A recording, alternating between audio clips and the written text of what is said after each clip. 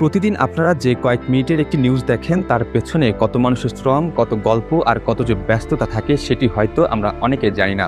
আজ চিটাগং লাইভের প্রতিষ্ঠা বার্ষিকীতে আমরা আপনাদেরকে দেখাবো একটি নিউজের শুরু থেকে শেষ পর্যন্ত পুরো গল্পটি। আচ্ছা খোরশেদ ভাই শোনেন, আজকে আমরা যেহেতু একটু দূরে যাব তাই তাড়াতাড়ি বের হইতে হবে। আপনাকে আমি যেটা দেখাই দিচ্ছি এই ইস্যুগুলো সবচেয়ে আগে বেশি কভার করবেন, ঠিক আছে? এবং ফুটেজগুলো ভালো করে নেবেন আর মানুষের বক্তব্য তো যেভাবে নেন সেভাবেই নেবেন, ঠিক আছে? তাহলে চলেন আমরা বের হয়ে যাই।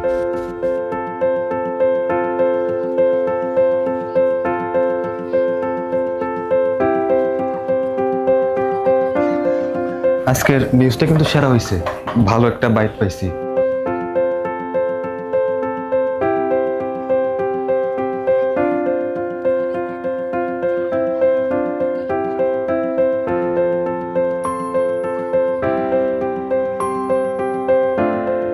মাঠ থেকে তথ্য সংগ্রহের পর শুরু হয় সবচেয়ে গুরুত্বপূর্ণ একটি কাজ, আর সেটি হচ্ছে স্ক্রিপ্ট লেখা।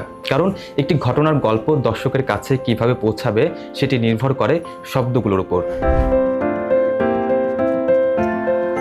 স্যার এই স্ক্রিপ্ট যেটা লিখেছিলাম একটু আমাকে একটু চেক করে দেখবেন যে সবকিছু ঠিক আছে কিন্তু।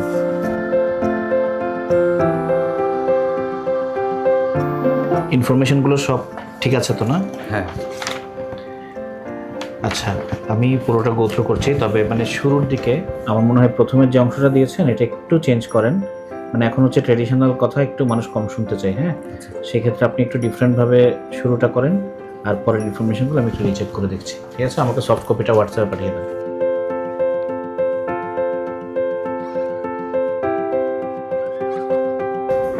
আচ্ছা মুনমুন, আমি আপনাকে বলি নিউজের শুরুটা আমি সব কিছু ঠিক করে দিয়েছি, ওইভাবে করবেন। এবং যে ভক্স পপ আমি যেভাবে করেছি ঠিক যার ভক্স পপ যেখানে যাবে সেখানে দিয়ে দেবেন, ঠিক আছে?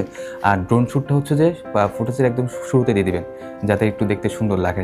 মূলত ক্যামেরায় ধারণ করা শত শত মুহূর্তগুলো থেকে বেছে নেওয়া হয় কয়েক মিনিটের গল্প, আর ফুটেজগুলো এখানে এসে নতুন করে জীবন ফিরে পায়। থাম্বনেলের জন্য মনে হয় এই ছবিটা ভালো হবে না?